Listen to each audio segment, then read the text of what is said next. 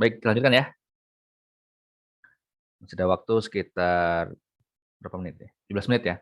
Sampai jam 3 kan ya? Kalau webinar sampai jam 3, nggak sampai jam 4. Lamaan menatap layar. Oke, tadi setelah kita membahas terkait dengan teknik kalibrasi suhu sensor, nah sekarang teknik kalibrasi untuk suhu enclosure atau enclosure suhu ya gitu. Jadi saya ulangi bahwa untuk lingkup suhu ini dibagi dua secara besar gitu ya. Ada suhu sensor. Suhu sensor adalah peralatan yang untuk mendeteksi suhu, untuk mengukur menilai berapa suhunya. Termometer gelas, termometer tahanan platina, termokapel, termometer inframerah, termometer digital, itu adalah suhu sensor. Nah, ada juga suhu media atau alat suhu yang menghasilkan suhunya justru, baik suhu panas maupun suhu dingin ya. Kulkas, freezer, inkubator, oven, tanur, itu adalah kelompok dari suhu enclosure. Jadi dia media penghasil suhu. Nah, kalau di enclosure, ini kalibrasinya kita lebih kepada mengecekkan distribusi suhunya. Bagaimana sebaran suhu di dalam suatu media atau enclosure. Oke. Nah, ini yang saya gambarkan untuk yang oven ya. Untuk yang oven, nah, perhatikan. Nah, ini kebetulan juga sudah ada pedoman PSN-nya ya. Sudah ada pedoman SNSU-nya. Tuh, nggak mau saya pindah. Nah, di untuk kalibrasi suhu enclosure, ya, saya mengacu kepada metode standar nasional ya. Bukan SNI tapi dipedomankan yang memang sudah dianggap setara dengan standar nasional gitu. Ini pedoman kalibrasi enclosure suhu kan PD 0204 2019 ya. Jadi ini sudah metode baku, metode standar. Jadi kalau misalkan Bapak Ibu mengkalibrasi suhu sensor, suhu enclosure, oven misalkan dengan metode ini diakui bahwa valid hasilnya, gitu. Diakui kebenarannya karena menggunakan metode yang standar yang baku. Oke, nah kalau di CGM ini tambahan aja untuk kata penting. Oke, pedoman ini merupakan prosedur kalibrasi indikator enclosure yang suhunya dikendalikan dengan cara perbandingan penunjukan indikator dengan suhu yang diukur oleh standar-standar pada lokasi tertentu. Oke, kalibrasi indikator di sini terkait dengan lokasi ukur individual di dalam enclosure, bukan dengan seluruh volume ruang kerja enclosure. Nah, contoh enclosure yang maksud adalah oven, inkubator tungku, freezer, kulkas, ini masuk ke dalam enclosure. Nah, ini berlaku untuk menentukan karakteristik pada kondisi tanpa beban dan pada keadaan mantap. Nah, ini yang perlu digarisbawahi bahwa proses kalibrasi enclosure ini atau oven ini ya harus dilakukan pada kondisi tanpa beban pertama. Artinya tidak boleh ada sampel, tidak boleh ada bahan. Jadi kalau kita mau mengkalibrasi oven, dikeluarkan dulu bahan-bahannya, harus kosong tanpa beban. Tidak boleh proses kalibrasi sekaligus sambil memanaskan bahan gitu. Atau misalkan mengkalibrasi freezer sekaligus untuk mendinginkan bahan tertentu. Nggak boleh. Harus kondisi tanpa beban. Jadi dia dalam keadaan kosong.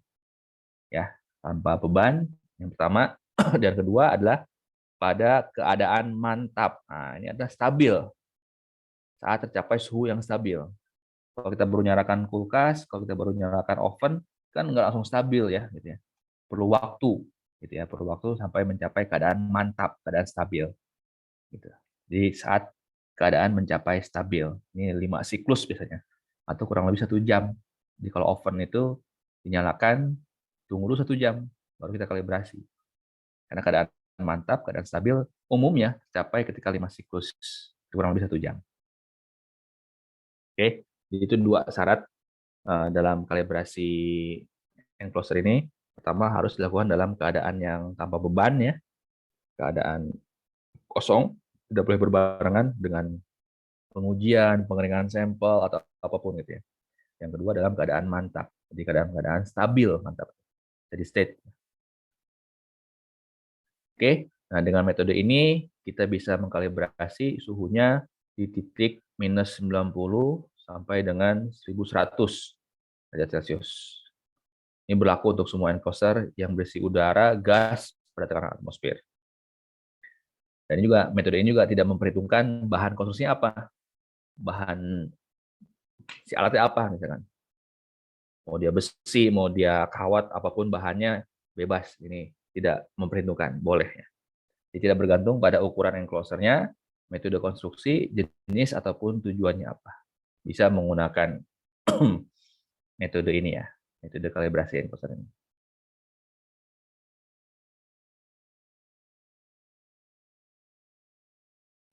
Nah, prosedur ini merupakan prosedur untuk kalibrasi ya dan pemeriksaan suhu enclosure pada tekanan atmosfer pada kondisi tanpa beban dalam keadaan mantap dan tanpa memperhatikan ukurannya serta karakteristik lainnya seperti konstanta waktu, laju ventilasi, kelembaban dan parameter lainnya tidak diperhitungkan.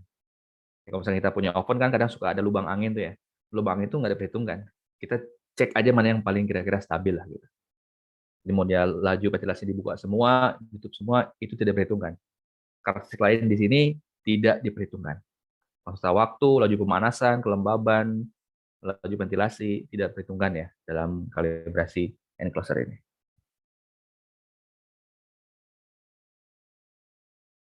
Nah, enclosure harus dikalibrasi sebagai satu sistem dengan perangkat sensor dan indikatornya dan dioperasikan sebagaimana penggunaannya.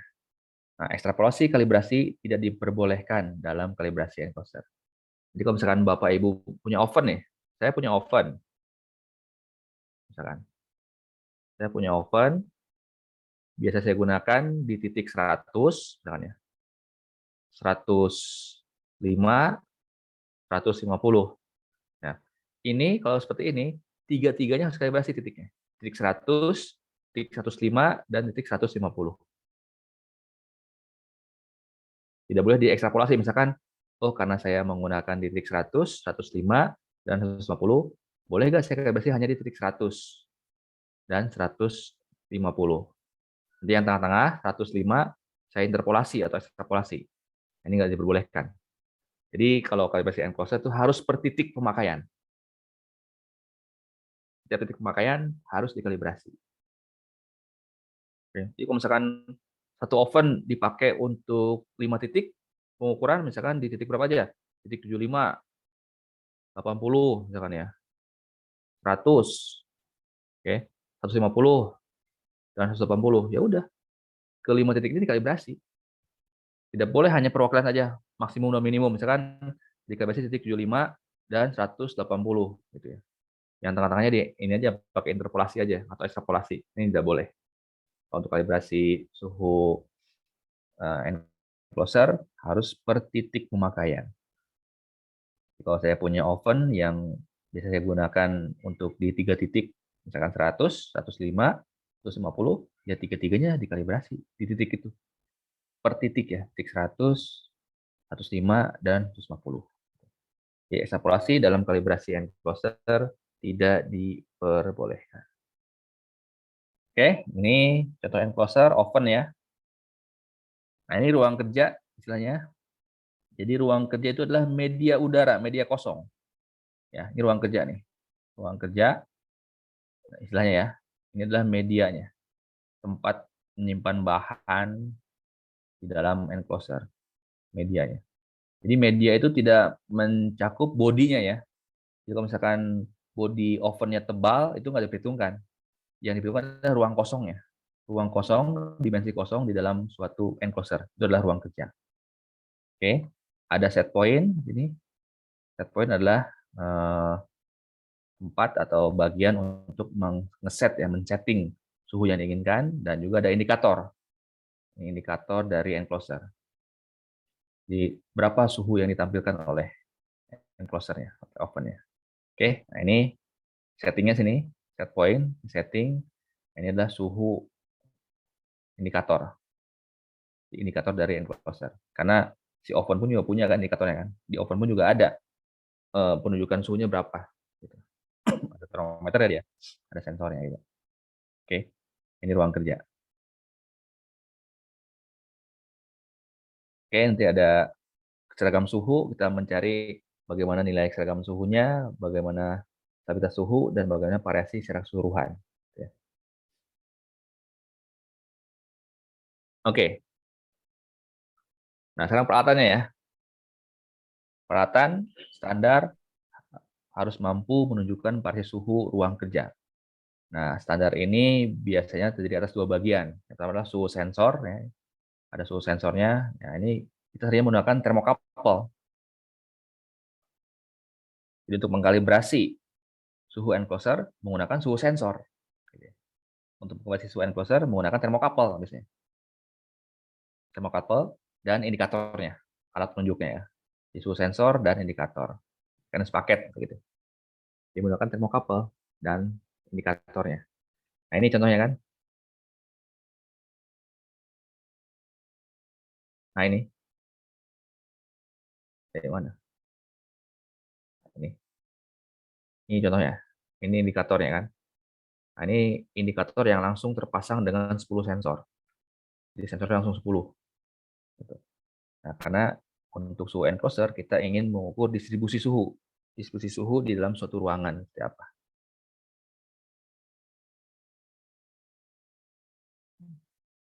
Oke.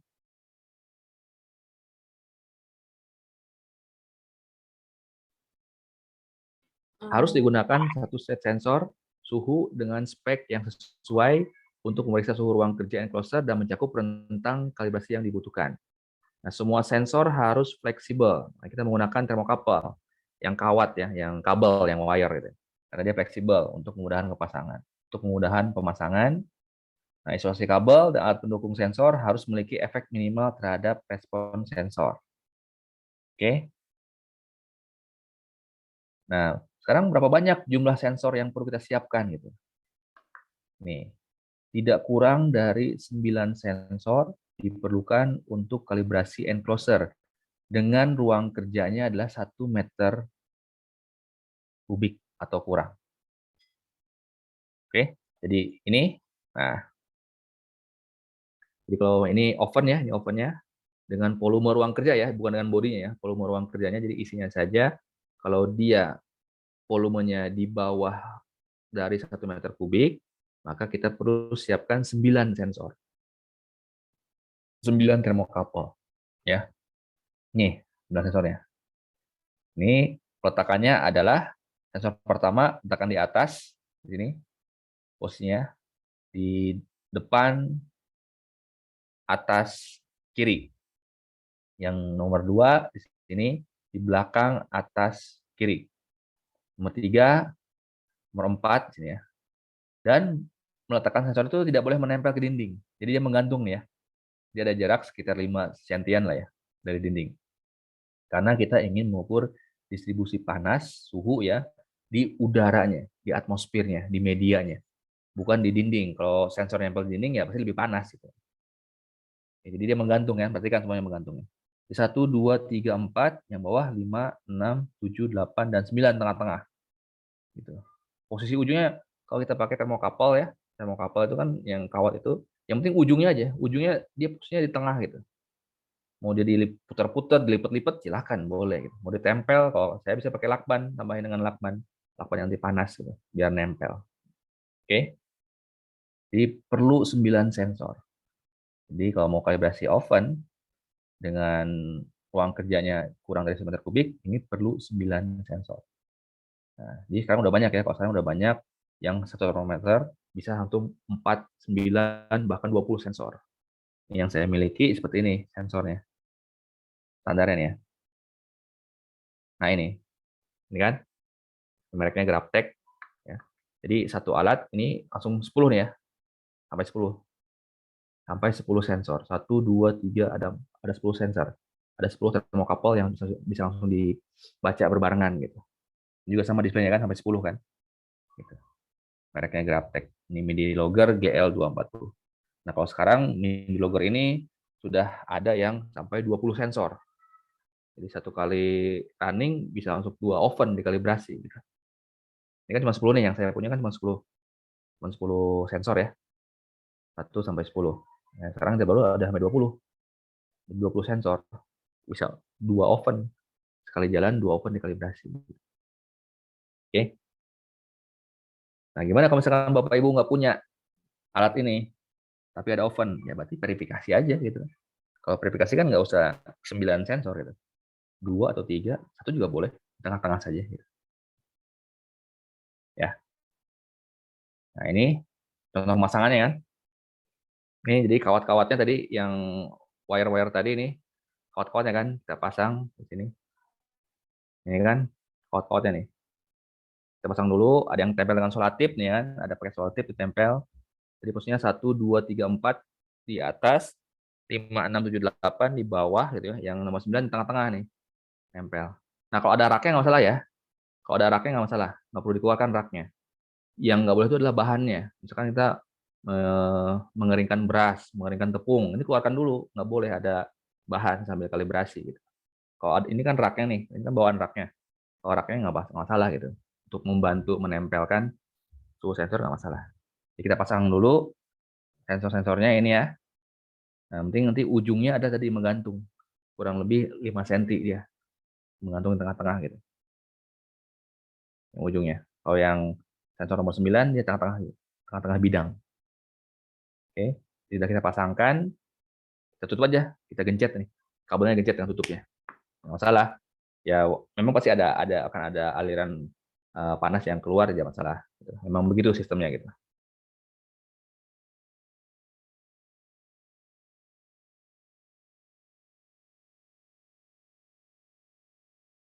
Nah, bagaimana untuk ruang kerja yang lebih besar daripada 1 meter kubik? Nah, ini jarak antar sensor yang berdekatan tidak boleh melebihi 100 cm. Jadi kalau makin besar ruangannya, misalkan open-open industri yang besar gitu ya, kulkas-kulkas yang besar, yang ruangan ya, di ruangan kayak kulkas gitu. Nah, ini berarti memerlukan lebih banyak sensor.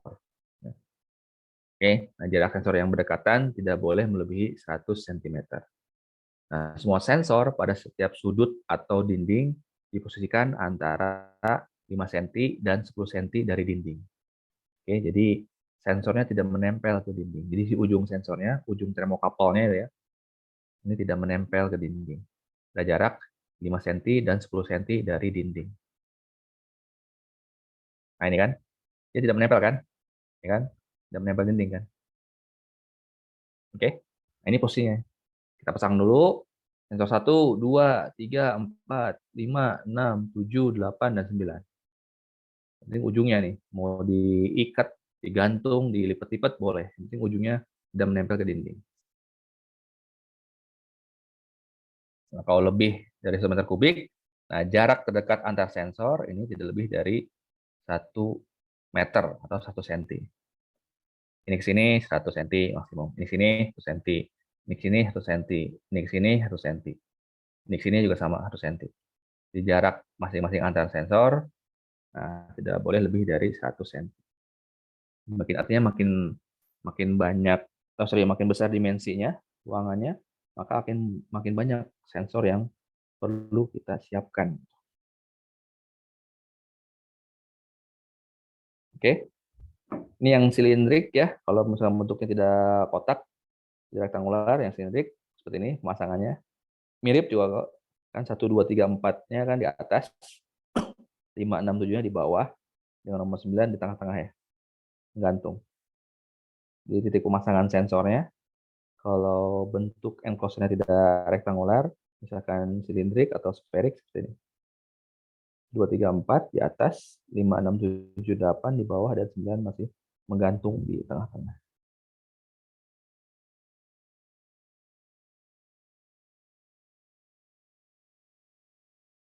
Oke, itu dulu ya, cukup ya. Silakan ada pertanyaan dulu, Kak. Saya udah jam 3 ya. Pak, saya mau Ya, bertanya. silakan. Silakan, Bu. Untuk yang saya mau nanya yang tentang oven, Pak, sama Ya, boleh. inkubator. Kebetulan oven saya sama inkubator sama dengan yang ini, Pak, yang Bapak Oke. itu kan mirip lah hampir. Ya, Bu. Nah, tanya itu untuk titik-titiknya itu apa titik-titiknya itu 70, 100, 150, 100 untuk titik-titik suhunya, Pak. Jadi misalnya kayak saya biasanya kan pakai kadang-kadang 60 suhunya, kadang-kadang 100, kadang-kadang 130, kadang-kadang 30. Nah, apakah di titik-titik suhu tersebut kita kalibrasi, Pak? Atau kalibrasi secara umum gitu loh? Ya, harus Bu, harus per titik Bu. Oh, harus per titik. Jadi kalau misalkan tadi Ibu bilang Ibu punya oven gitu ya kan? Ya, Ibu ovennya kadang dipakai titik 60 gitu ya. Kadang ya, dipakai titik 90 gitu Bu ya. Kadang ya. dipakai titik 150. Nah, berarti ini ketiga-tiga harus kalibrasi Bu. Per titik pemakaian yang Ibu lakukan harus dikalibrasi. 60 kalibrasi, 90 kalibrasi, 50 Iya. juga kalibrasi juga gitu. Jadi per titik kalibrasinya. Oh, berarti selain titik itu kita nggak usah pasang, kita nggak Nah, usah pakai dong. Berarti kalian nggak usah, nggak usah Bu. Kalau emang titik lainnya nggak digunakan, berarti nggak usah kalibrasi. Misalkan Ibu di suhu 100 nggak pernah Ibu gunakan kan? Ya nggak usah dikalibrasi. Oke. Oh, Jadi itu hanya titik pemakaian. oh iya, apakah itu juga sama dengan oven, Pak? Ya, sama Bu. Inkubator juga Inkubator juga sama. sama. Ibu inkubator untuk apa? Inkubatornya? Untuk pengujian Saya apa? inkubator itu untuk pengujian Mikro. bakteri, vibrio, ya Ya, mikro. mikro biasanya berapa Bu? 36 ya? 36 ya biasanya? 36,5. Saya pakainya itu ada Biasanya yang berapa? 8, ada yang 30 sampai Nah, gitu. Berarti itu kalibrasi Bu, per titik ya. Kalau ya tadi Ibu pakai yang di 28 sama berapa lagi Bu? 28 derajat Celcius sama 8, 30 30 kalibrasi nih. Di sama 28 dikalibrasi, 30 sama kalibrasi gitu. 80 Sama 80 suhu ya, kalibrasi tertinggi juga. ya, itu saya untuk Nah, ini juga steril. sama. Kalibrasi juga ini. Jadi per titik Bu. Ya, karena inkubator dengan oven sama-sama enclosure, jadi kalibrasinya harus per titik, titik pemakaian. Ya. Gitu Bu ya. Kalau enggak per titik enggak valid berarti ya gitu aja ya, Iya, Pak. nggak valid. Nggak boleh kalau untuk enclosure harus per titik, tidak boleh pakai ekstrapolasi atau interpolasi. Kalau untuk suhu sensor masih bisa, Bu. Suhu sensor masih bisa pakai interpolasi. Misalnya tadi gini ya, suhu sensor. Ibu punya termometer, Ya, biasa biasa digunakan untuk suhu 70, ya misalkan ya. 75, 90, dan 100 misalkan ya. Misalkan ini kan. Jadi termometer ini bisa digunakan untuk mengukur di suhu 70, 75, 90, dan 100.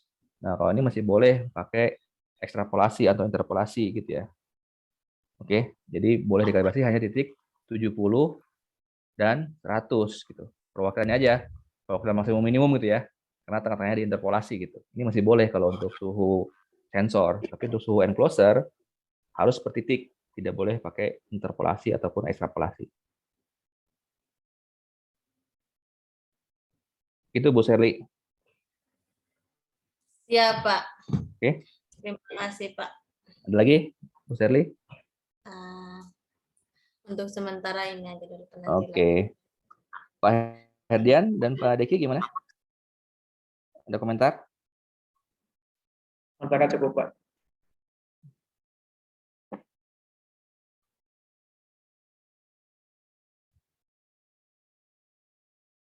Oke, cukup ya. Pak Herdian cukup, Pak Deki cukup ya. Ya, Pak. Cukup, Pak. Oke. Kalau gitu untuk hari pertama cukup dulu ya. Ya, Pak. Nanti kita lanjutkan lagi besok ya. Nah, tadi kita baru membahas terkait dengan kalibrasi timbangan, kalibrasi suhu sensor, dan sebagian baru setengah.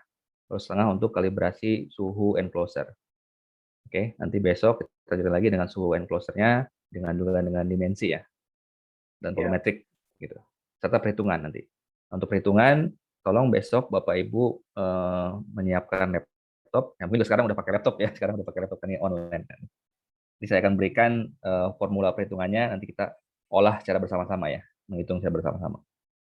Oke, karena waktunya juga tidak cukup dan lingkupnya cukup banyak, mungkin saya berikan 1-2 contoh. Nah, saya berikan aja udah filenya gitu. Jadi saya bentar ajarkan 1-2 contoh cara menghitungnya seperti apa. Nah, sisanya silakan Bapak Ibu kembangkan sendiri. Jadi sudah saya berikan aja langsung udah. Saya berikan aja. Tinggal Bapak Ibu pelajari. Kan secara konsep, secara perhitungan sama sih, mirip aja sih. Oke, gimana? Masih ada pertanyaan? Cukup Pak Herdian? Untuk hari ini? Cukup, Pak. Oke. Pak Deki? Cukup? Cukup, Pak. Oke, cukup. Kalau cukup saya kembalikan ke Mas Dedi ya. Mas Dedi silakan, saya kembalikan ke Mas Dedi. Terima kasih. Ya, baik. Terima kasih Pak Dinar. Baik, jika tidak ada pertanyaan lagi, mungkin untuk sesi di hari pertama ini telah selesai ya, Pak Dinar. Ya. Oke. Baik, saya ucapkan terima kasih kepada narasumber ya, telah memaparkan materinya di hari pertama ini. Mudah-mudahan apa yang beliau sampaikan dapat memberikan sesuatu yang sangat bermanfaat untuk kita semua. Kita selesaikan saja ya untuk pelaksanaan webinar di hari pertama ini dengan mengucapkan hamdalah, alhamdulillah. Kita bertemu kembali esok hari ya di jam yang sama dan dengan tema yang masih sama. Dan mudah-mudahan esok hari kita masih terus diberikan kesehatan dan kekuatan oleh Tuhan yang Maha Esa. Boleh kita lakukan untuk foto bersama dulu ya, Pak Dinar? Oke, boleh. Foto bersama.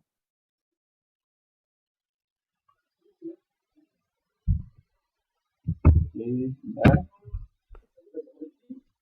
Oke.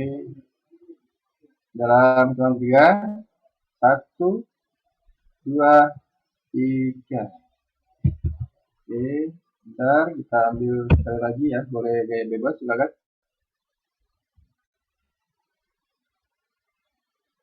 Oke, 1, 2, 3. Oke, cukup. Oke. Baik, saya ucapkan terima kasih pada para peserta yang masih mengikuti pelaksanaan webinar ini dari pagi hari hingga esok hari. Kita berjumpa kembali di besok hari Jumat. Untuk besok, untuk mulainya kita dari agak pagi atau sama seperti hari ini, Pak? Karena besok terbentuk Oke, saya terserah kesepakatan. Well, maaf Pak Deki sama Pak Herdian di mana ya domisilinya? Di Karawang, Pak. Oh, Karawang. Gimana Pak? Mau tetap jam 9 atau dimajukan? Misalkan setengah 9. Jam 9 lagi aja, Pak, soalnya. Sama aja ya? Nggak bisa ditentuin sih. Oke. Oh, mulai jam 9 baru ini. Jam 9 aja ya, kalau itu ya, samakan aja ya. Besok masih sama ya jam 9. Karena kan yang di timur kan Ibu Bu Seri kan. Bu Seri kan tidak Jumatan gitu. Bu Seri kan nggak Jumatan.